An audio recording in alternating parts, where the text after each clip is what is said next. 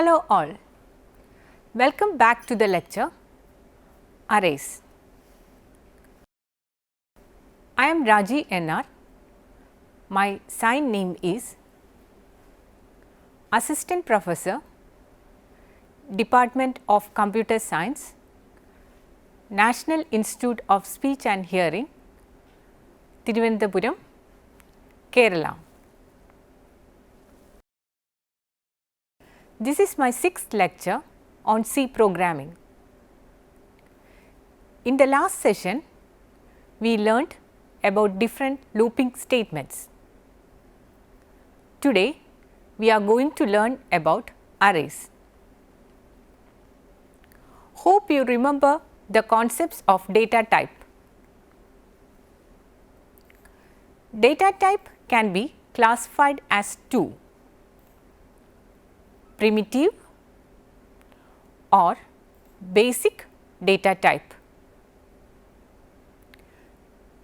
and derived data type. Int, float, double, etc. are examples of basic data type. They are known as primitive data types.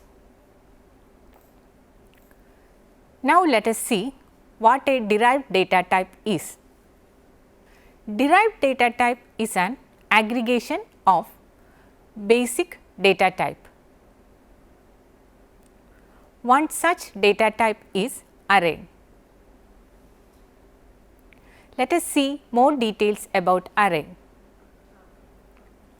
Array is a collection of variables of same data type stored at contiguous memory locations. Consider this declaration. This is a collection of 3 variables of integer data types. The variables are a of 0, a of 1, a of 2.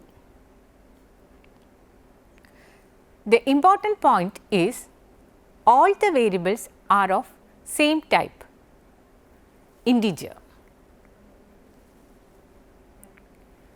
A of 0, a of 1, a of 2 are known as elements of array. 0, 1, 2 are known as index of array element. Index of a of 2 is 2. The size of array is 3, that is, the number of elements in the array is 3. All the variables have same name. All the variables have same name, but different index. This is a one-dimensional array. Now, let us see an example. Let us analyze this program. Preprocessor statement. Main function where program starts execution. Array declaration and initialization. A is an array of size 3. That means it has 3 elements: a of 0, a of 1, a of 2. All elements are of integer data type. Each element is initialized with given values. That is, in a of 0, 20 is stored.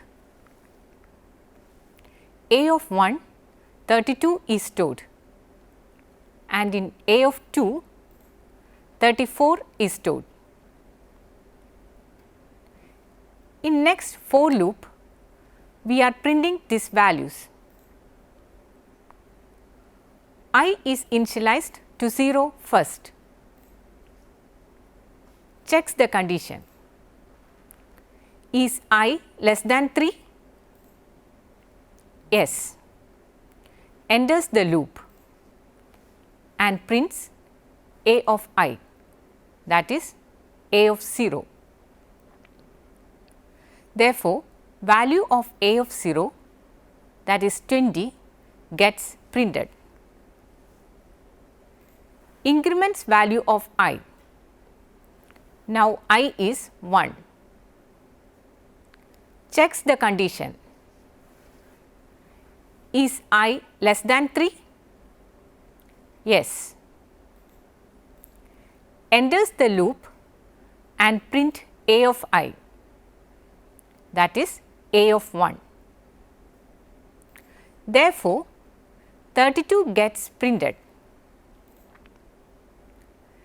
Increments value of I. Now, I is 2. Checks the condition. Is I less than 3?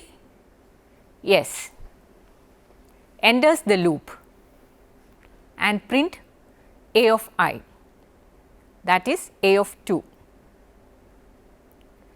Therefore, 34 gets printed. Increments value of I. Now, I is 3. Checks the condition. Is I less than 3? No. So, exits the loop.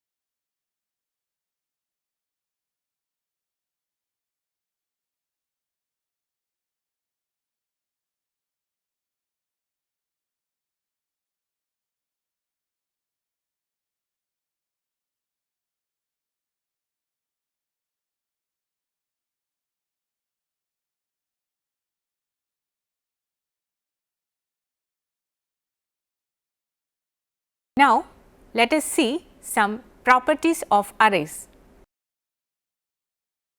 Each element of an array is of same data type and carries the same size. For an integer array, it is 2 bytes or 4 bytes for each element. Elements of the array are stored in contiguous memory locations. Elements of the array can be randomly accessed. Some advantages of using array are code optimization, that is less code to access the data, ease of traversing.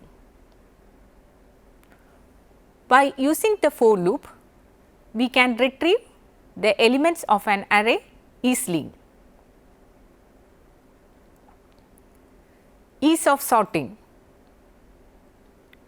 To sort the elements of the array, we need a few lines of code only. Random access. We can access any element randomly using the array. What we have seen is one dimensional array. Now, let us see two dimensional array. The two dimensional array can be defined as an array of arrays. It has rows and columns. Consider this declaration: int x 3 4. Here x is a two-dimensional array. This array can hold 12 elements. This array has 3 rows and each row has 4 columns. All the elements are of integer data type.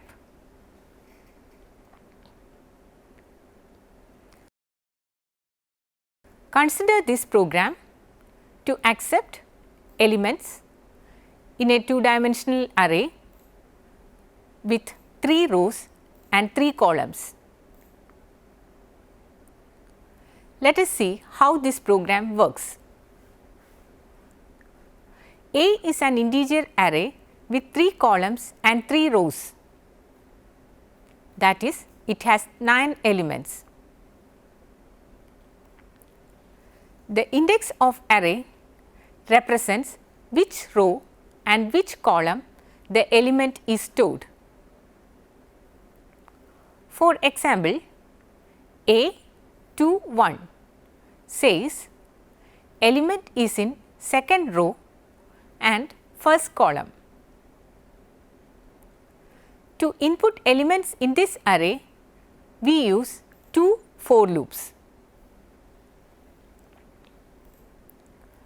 Let I is equal to 0. It enters first loop. Now, next loop where j is equal to 0, that is A of I j now means A of 0 0, that is first row, first column. Enters the second j loop. As j value increments, the element in first row gets filled. The I increments, that is second row. Again second loop starts and fills the second row. Then I increments, that is third row.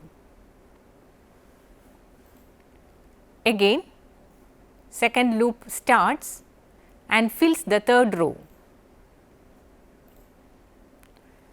The same method is used to print this array also. Hope you got the concepts behind 1-dimensional and 2-dimensional arrays. With that, we came to an end to this lecture. Thank you.